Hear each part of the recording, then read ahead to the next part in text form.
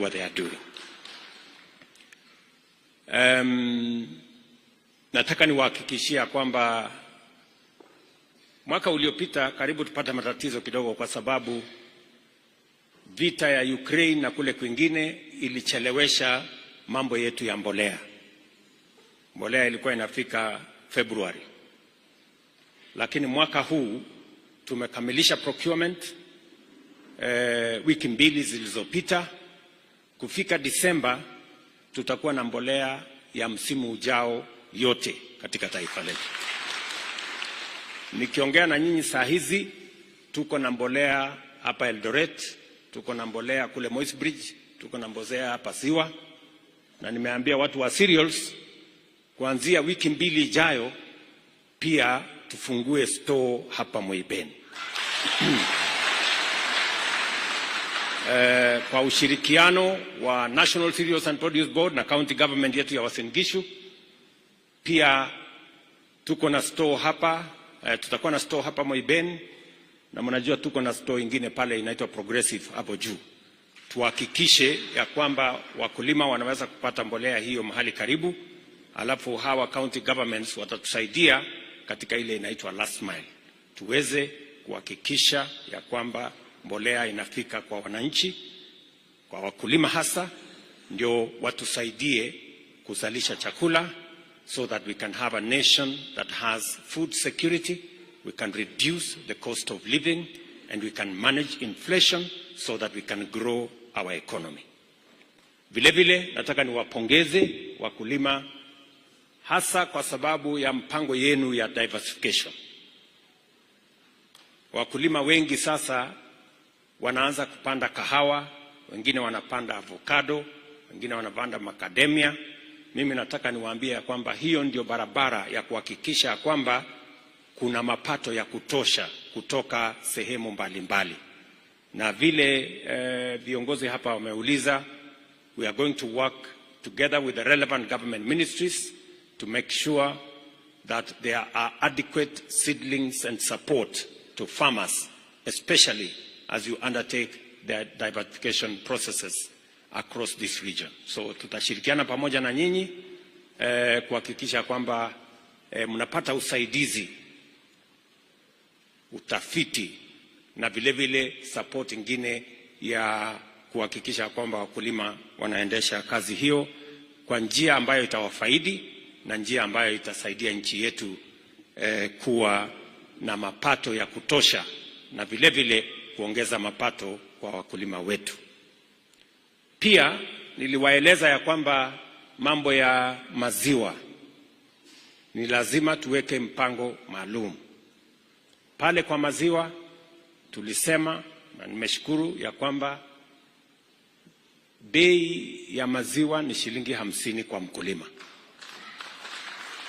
Na mimi nataka niwahakikishie, nimemwambia Waziri Oparanya ambaye anahusika na mambo ya cooperatives ya kwamba going forward we must reform KCC and make sure that it can respond to the needs of farmers. Kwa hivyo hiyo mpango tumepanga vizuri, kwa sababu hatujafikia bei ya sawasawa ya maziwa. Bado we need to work hard to make sure that the price to the consumer and the price to the farmer doesn't have a very big gap. Kwa saa hizi the gap is still very big, kwa sababu consumer analipa shilingi 100, mkulima anapatiwa shilingi 50. Hii 50 ingine hapa katikati sijui inaendanga namna gani. Hapo ndio lazima tuweke, bado iko kizungumkuti hapo. Tunataka kupanga tuone huyu mwenye ako hapa katikati ni nani, huyu anakula hii pesa mingi na haamuki usiku kukamua ng'ombe, hanunui chakula, hafanyi chochote. So we need to rectify hapo, and the relevant ministry is going to work so that we can make sure that ultimately the farmer gets a fair return, but also the consumer doesn't pay an exorbitant price. Mimi vile vile nataka niwashukuru kwa sababu ya masomo ya watoto wetu. Nimeona watoto wengi wamekuwa hapa kanisani. Nimepata baraka ya kusalimia watoto wengine hapa wadogo, na mnajua watoto ni baraka kwa jamii na ni baraka kwa taifa. Our children as a nation is a blessing to us as families and to us as a nation.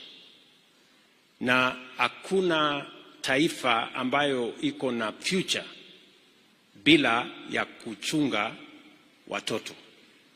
Na sababu hiyo ndio tumeweka mpango kamili ya kusomesha watoto wetu. Tumeongeza budget ya masomo ya watoto wetu. Vile mmesikia, tuliajiri walimu karibu 56,000. Tunaajiri walimu wengine 20,000 Januari mwaka ujao. Wale ambao walikuwa interns sasa tunawa transition wakuwe permanent and pensionable. Na tukiongea hivi, mnajua ya kwamba watoto wetu wanaendelea na mtihani. Na mwaka ujao tutakuwa na grade 9. Na katika hiyo grade 9 tunahitaji madarasa zaidi. Serikali imeweka mpango na tayari tuko katika kukamilisha madarasa 11,000 ili tuweze kuwa na transition ya sawasawa mwaka ujao. Mimi nataka niwaulize wabunge, na wako hapa kwa wengi, na wabunge wote wa taifa letu la Kenya. Tuliwapatia shilingi bilioni 3.4 3.4 billion. Mtusaidie kujenga madarasa 6,000. Na tulikubaliana na nyinyi ya kwamba you are going to match a shilling for a shilling. Therefore, I want to ask every member of parliament. We have committed 3.4 billion shillings to you as constituencies. Please match that money and help us construct another 6,000 classes so that we can have a smooth transition to grade 9 for all our children. Hiyo ni mpango ambayo nawauliza wabunge waweze kushirikiana na sisi, kwa sababu mambo ya masomo ya watoto wa Kenya ni ya muhimu kwetu sisi zote. Ya pili, ningependa pia niwaulize wabunge, kwa sababu katika ile mpango yetu ya kupanga ajira ya vijana tumekubaliana tujenge ICT hubs 1,450. Kila ward iwe na ICT hub. Mheshimiwa Parto, Profesa, ujue hivyo, na waheshimiwa wale wengine wote, tunataka kujua ya kwamba where is the ICT hub in every ward.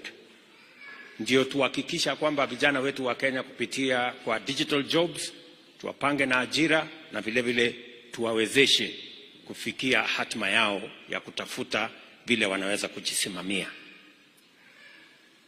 Hapo katika masomo ya watoto wetu vile vile mimi nafurahi ya kwamba tunaendelea kupiga msasa ile funding model ambaye ni student centered, ili tuhakikishe ya kwamba hakuna mtoto wa Kenya hata awe anatoka jamii maskini atakosa kwenda TVET ama university, na asome kama watoto wengine wa Kenya.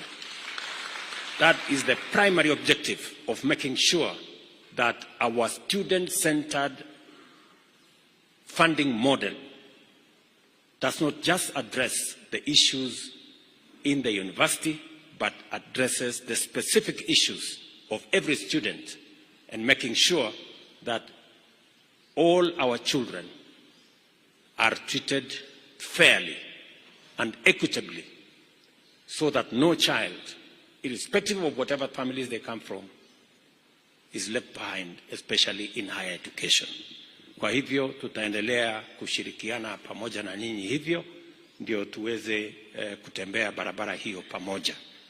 Nasema hivyo kwa sababu watoto ni wengi, nimeona hapa kanisani, and their future is important to us as parents, and is important to us as a nation.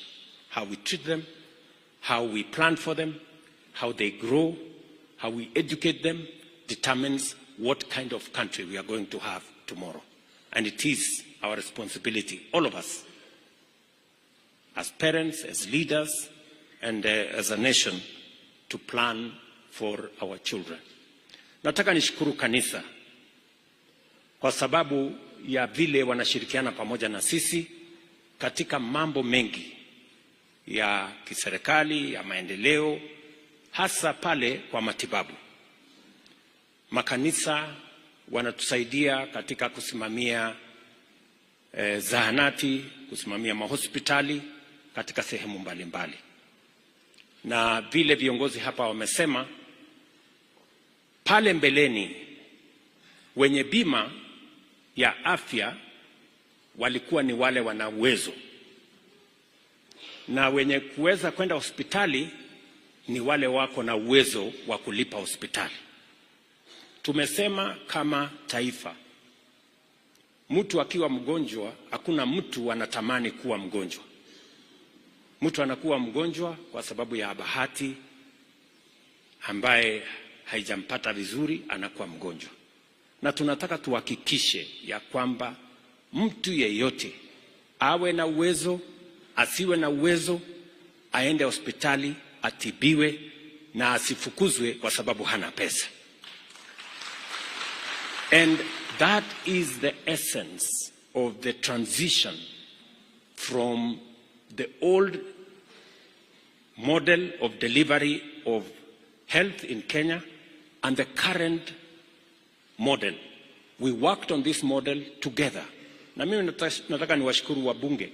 Tulifanya kazi na wao, tukapitisha sheria 4 mpya ambaye sasa itaweka msingi dhabiti ya kuhakikisha ya kwamba wananchi wetu wote watapata matibabu bila ubaguzi, na kila mmoja wetu, haijalishi kama uko na ugonjwa wa saratani ama kansa, kama uko na ile hypertension, kama uko na blood pressure, sasa itawezekana uende hospitali, utibiwe, na gharama hiyo ilipwe na bima yetu sisi wote kama wananchi wa taifa letu la Kenya.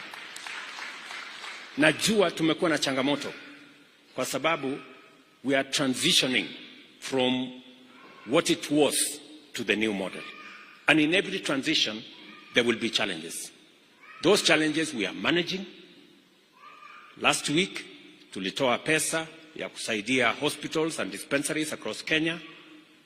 Next week, tutaendelea na kutoa pesa ingine until we ensure that the transition is complete.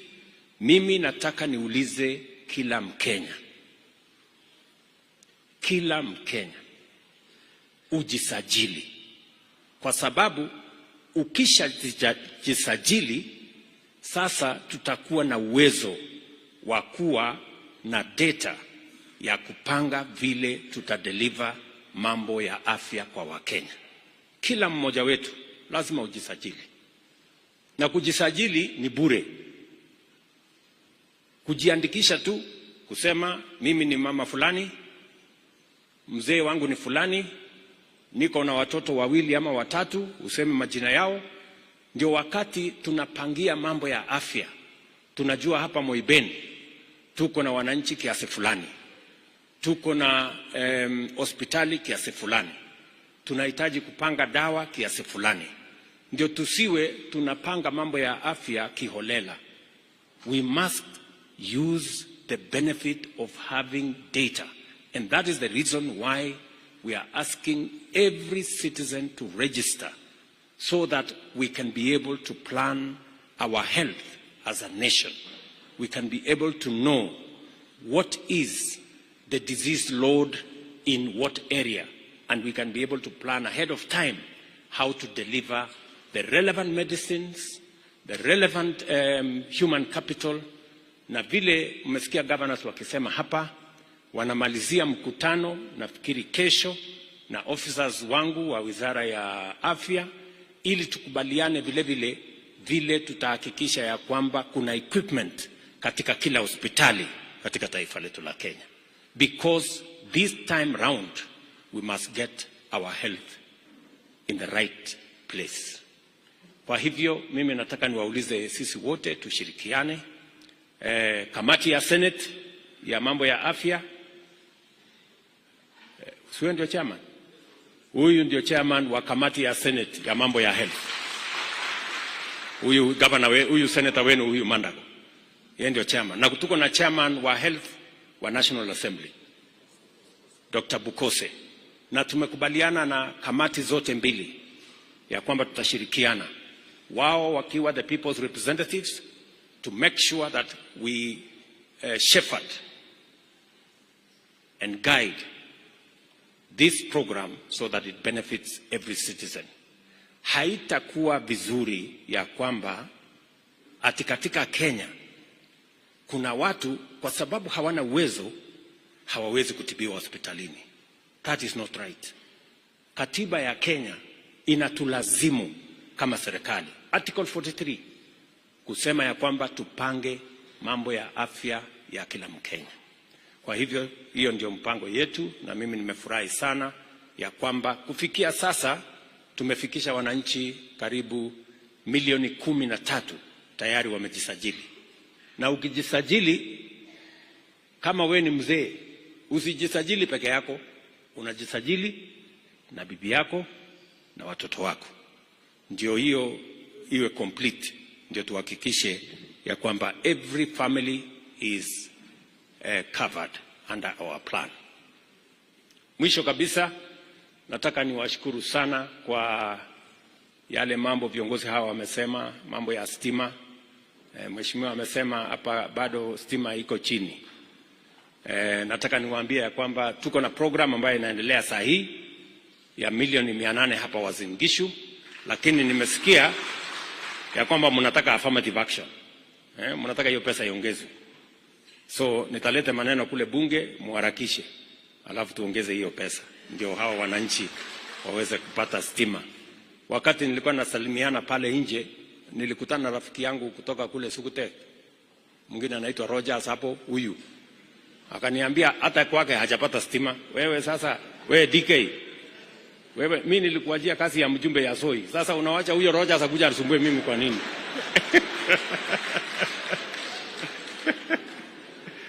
Sasa wewe tafuta stima, peleka kwa Rogers huyo, na mwingine alikuwa anaita na huyo CTNA huyo. Unajua hao watu walikuwa wananisupport zamani. Sasa wewe stima ifike huko. Na asipofikisha huyu mjumbe, mkuje mumstaki kwangu.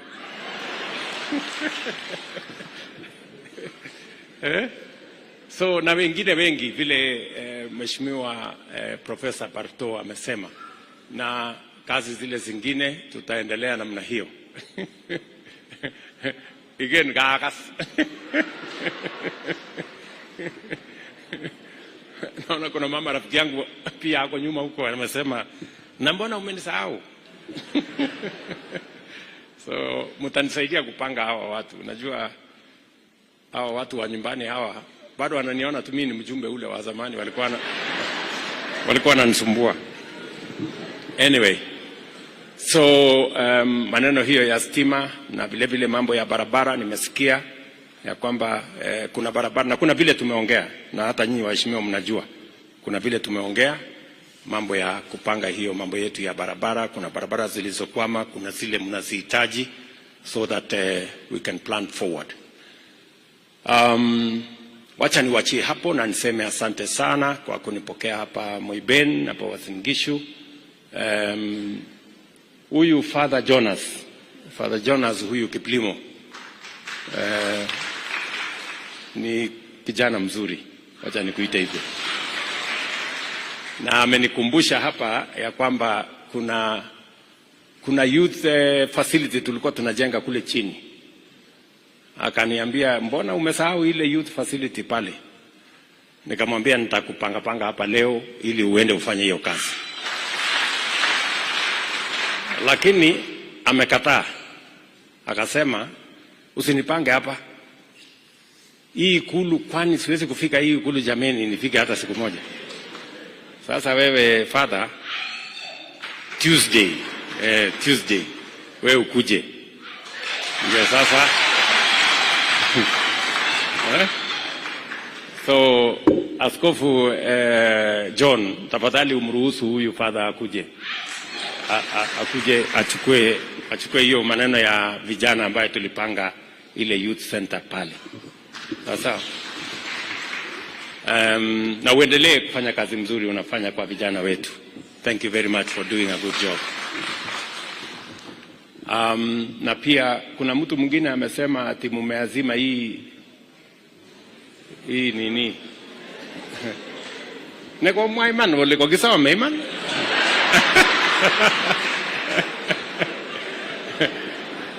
Moje ngisema obe kibsengwet. Ato mwa kityo mwa ole oye. Ko sawa ujo. Okay, haya kabla sijatoka hapa tutakuwa tumepanga hiyo maneno.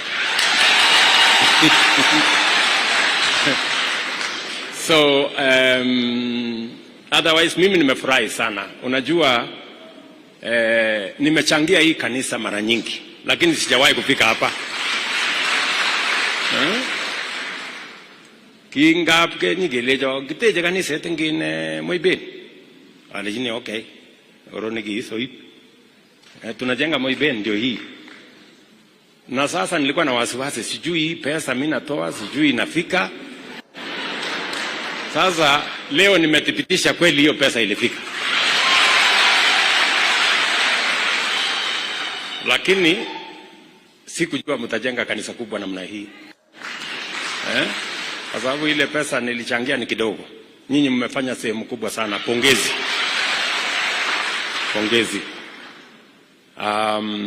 Na muendelee kufanya kazi ya Mungu vile mnafanya. Muendelee kushirikiana. Muendelee kuwa wafanyi biashara. Muendelee kuwa wakulima.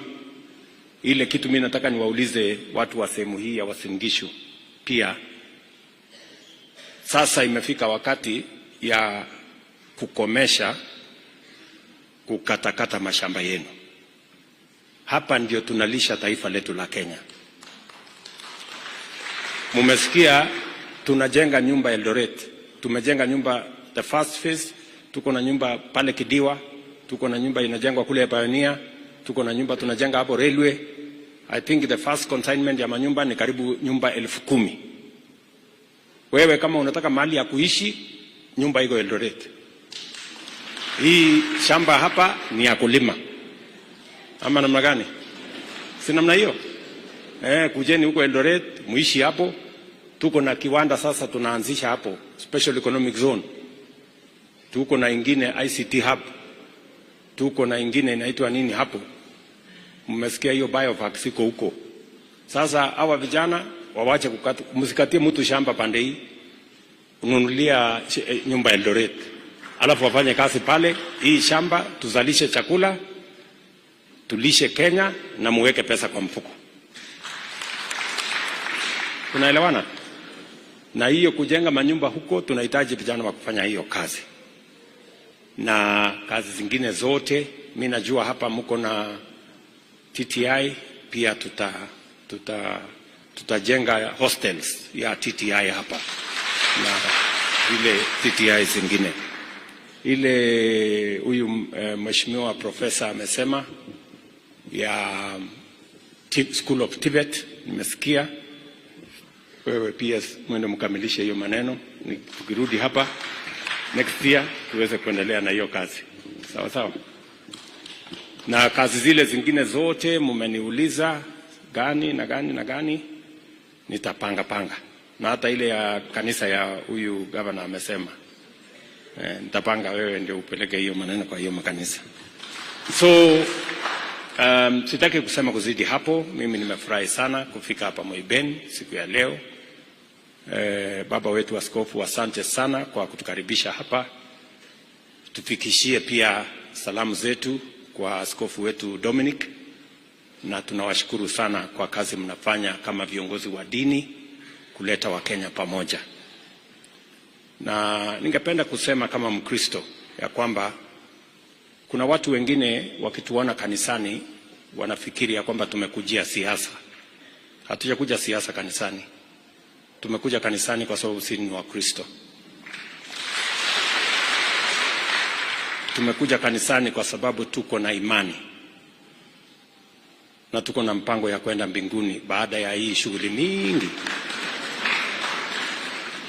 Kwa hivyo tafadhali nawaomba kwa unyenyekevu, msitukoseshe mbinguni kwa sababu sisi ni wanasiasa, kwa sababu hata huko mbinguni tutakuweko kama sisi wanasiasa.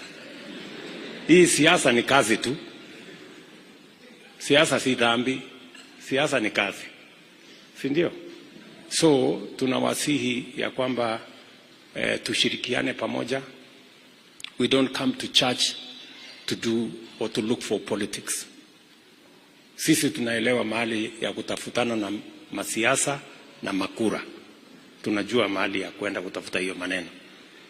Tukikuja kanisani, tunakuja kwa sababu tuko na mpango ya kwenda mbinguni.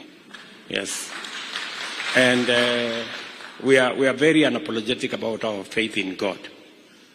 And we are not in charge to look for fame or to look for votes.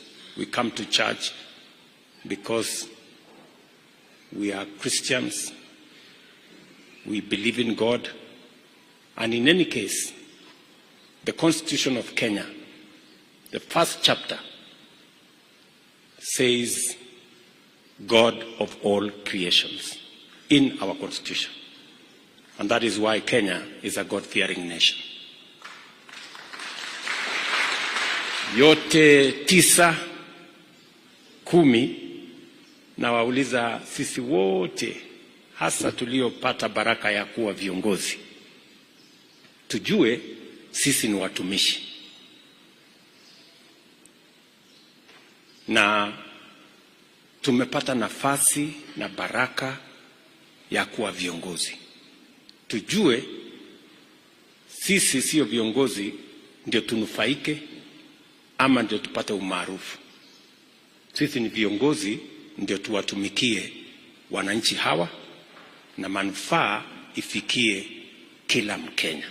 Na nawaomba kwa unyenyekevu, sote tuliopata baraka hiyo ya kuwa viongozi, tufanye bidii, tuunganishe wananchi wote wa taifa letu la Kenya. And I want to encourage all of us as leaders, the unity of our nation, the unity of the people of Kenya. In unity, we have strength. We can walk together. We can overcome every challenge when we are united. And that is why I will not relent in making sure that we unite all the people of Kenya in our quest and in our mission to transform our nation and to have a prosperous, peaceful, and God-fearing nation. Mtuombee kama viongozi, kama Wakristo, ndio Kenya iweze kuunganika na tuweze kwenda pamoja. Asanteni sana na watakia baraka ya Mungu.